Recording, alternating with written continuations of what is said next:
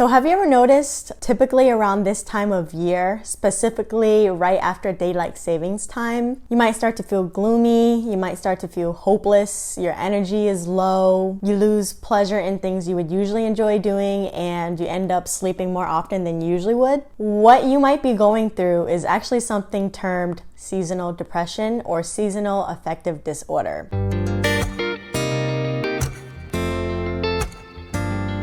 Hey guys, welcome to my YouTube channel. My name is Melissa and I help people navigate through their mental health journey. And in this video, I'm going to be sharing with you guys how to survive seasonal depression, a holistic guide to self-care. So without further ado, let's get started. So what the heck is seasonal depression, right? Otherwise known as seasonal affective disorder. It's something that you might term as the winter blues if you've ever heard of that. And specifically with seasonal depression, the way that it works is it's a recurrent mood disorder that usually affects people around this time of year. A lot of it has to do with the changes in the weather. And I can definitely confirm this with being in Seattle, living in Seattle, where the days are a lot shorter, the nights are a lot longer. And because of that, it can really have a huge effect on our mental well-being because we get a lot of our vitamin D from the sun, and when you aren't getting that nutrient that you need from the sun, you're depleted of certain hormones, and a lot of the hormones that your body makes, like serotonin, which is a huge contributor to your overall mood, it fluctuates and it causes a hormonal or a chemical imbalance because of the lack of vitamin D from the sun. And so before I continue on with the video, I'm going to be covering what holistic medicine or holistic health is. I'm sure you've heard me mention it so many times in my past videos, but it's pretty much an approach to mental health where you're integrating all aspects of your well-being to improve your overall mental health. So that's taking into account that your physical health, your mental health, your emotional health, and your spiritual health are all deeply interconnected. These are all aspects of our well-being that are always working with each other towards a state of equilibrium and harmony. And so when there's one aspect of our well-being that is out of balance, it can affect other ones as well because, like I said, everything is deeply interconnected. That's pretty much in a nutshell what holistic health and wellness and holistic medicine is. And so moving on with this video, the way that I plan on structuring it is I'm going to go over each aspect, and then I'm going to be giving 3 practical tips that you can be doing to manage your health and your seasonal depression specifically. This is going to be a consistent message that I am going to continue to share with you guys from here on out as I continue along my mission, is that when it comes to our mental health and our well-being and our emotions, it's not about working towards curing or eliminating pain and suffering from our lives. It's about coming to a place of understanding that it is part of the human experience. Learning to manage difficult emotions and healthy emotions is what comes with being human. And so when these things do come up and when these things do surface in our lives, it's not about trying to run from it. It's not about trying to suppress it. Like I said, it's about learning how to ride through the waves of it and coming out on the other side with emotional agility and resilience. So with that being said, let's just jump right into the first one. So 3 tips for physical self-care. The first one is diet. I can go on and on about this, but your diet deeply affects your mental health because a lot of your hormones and neurotransmitters are actually made in the gut. I think over 90%, about 95% of the serotonin in your body is produced in the gut. And your gut and your brain are connected via the vagus nerves, and they work interchangeably with each other to exchange chemicals. And a lot of the chemicals that your body needs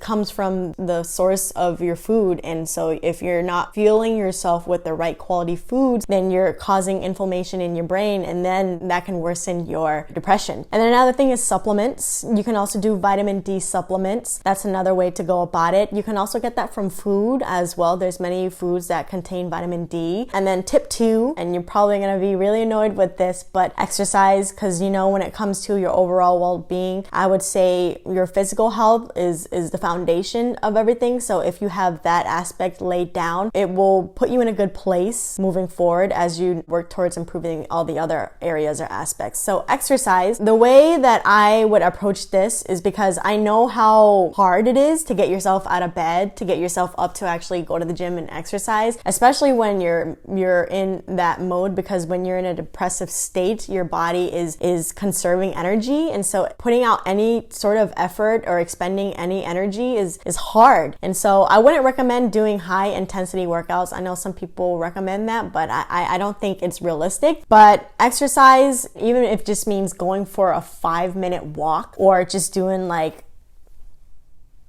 maybe 5 minutes of jumping jacks or something, that is better than nothing. And then the third tip is something called light therapy. I personally have never experienced or had any personal experience with this myself, but just based off of my own research, the way that light therapy works is it's kind of like a way to supplement the sun. You know how when you want to give plants light to grow and you don't have that, you give it artificial light. It's kind of the same thing with you. And so that form of light therapy is a way to not replace but supplement the lack of vitamin D from the sun. Now moving on to your mental health, I would say as far as this goes, most of it would be to engage in practices of mindfulness. And so I know a lot of you are going to hate me for saying this, but meditation, that's the first one that I would definitely have to say. And when it comes to meditation, there's so many benefits that come with it. I don't even need to go on about this. It also helps to alleviate anxiety, because some people experience depression with anxiety at the same time. But when you are meditating, it helps you get into a state of awareness. And being in a state of awareness is so powerful, because then you're shifting on a conscious level. And so whatever you experience, whether it's your thoughts or your emotions that come with depression, you're not feeding into it, but you're also neutralizing it. And that's so powerful. When I say all of these things and all these practices of self-care, keep it as simple and make it as easy as possible for you to achieve it. And so if 10-15 minutes is a little bit too ambitious for you, especially if you're feeling low, lethargic, and low energy, do it for 35 minutes. It's more about showing up for yourself and taking care of yourself in ways where you're able to do it. And if you do that consistently over a couple of months, I promise you it will go a very long way. And then another one is affirmations. And this one, how do I explain affirmations? So when you're in a depressive state, right, you're feeling emotions that are very dense and very heavy. And oftentimes those emotions have thoughts or negative thoughts that accompany it. And those thoughts can actually feed into your depressive cycle. And it's just your brain in a depressive state. So if you're experiencing depression and you're having negative thoughts like, I'm not worthy, I'm lazy, I need to be doing more, I'm not doing enough, that's negative self-talk. And the more that you say that to yourself, the more that you are affirming that belief to be true. So with affirmations, if you are already affirming the negative beliefs to yourself, you also have the power and the ability to shift that and affirm beliefs that are positive, so that whatever positive thoughts that you are repeating to yourself in your mind, it would also lift your emotions. So that's affirmations. And then the third tip that I want to share with you guys in regards to your mental health and self-care in regards to that aspect is developing a consistent sleep schedule. And sleep and mental health is so deeply interconnected, you guys have no idea. Finding a consistent sleep schedule and getting all of your hours in can do so much. Some of you might be oversleeping, some of you might be undersleeping, but either way, too much sleep and too little sleep it's not good for you. It's all about that balance. Now moving on to emotional self-care. What is emotional health and what is emotional self-care? So when it comes to your emotional well-being, what it means to be emotionally healthy is to be able to work through your emotions in a way where you can develop the right skills to cope with them. So tip number one with this is journaling. Honestly, I feel like people overlook journaling so much, because you might be thinking to yourself, what the hell can I get out of writing out my feelings? You know, that sounds so cheesy. Journaling is so good for you because it's a way for you to get out your emotions. It's a way for you to express it, because sometimes when you're going through it, your emotions are festering up in your body. It's looking for a way to come out. It's looking for a way to be released. And so one way of releasing your emotions is to write out whatever you're feeling. You feel a lot more light and you feel a lot more relieved from whatever it is that you're feeling. And then moving on to the second tip for emotional self-care is listening to music. There was a period in time in my life where I was kind of going through an emo phase. And sometimes when you're caught up in your emotions, oftentimes just listening to sad music and really getting up in there and just tuning into the emotions of all that. I don't know why, but it has so much of like a therapeutic effect on me. That's a healthy way to get it out, because then music is one way to express sadness. I just think it's so powerful. And then moving on to the third tip for self-care for your emotional health, I would say having a positive support group. You have no idea how huge this is, because a lot of times, especially for a lot of you right now who might be going through depression for the very first time, there's a lot of shame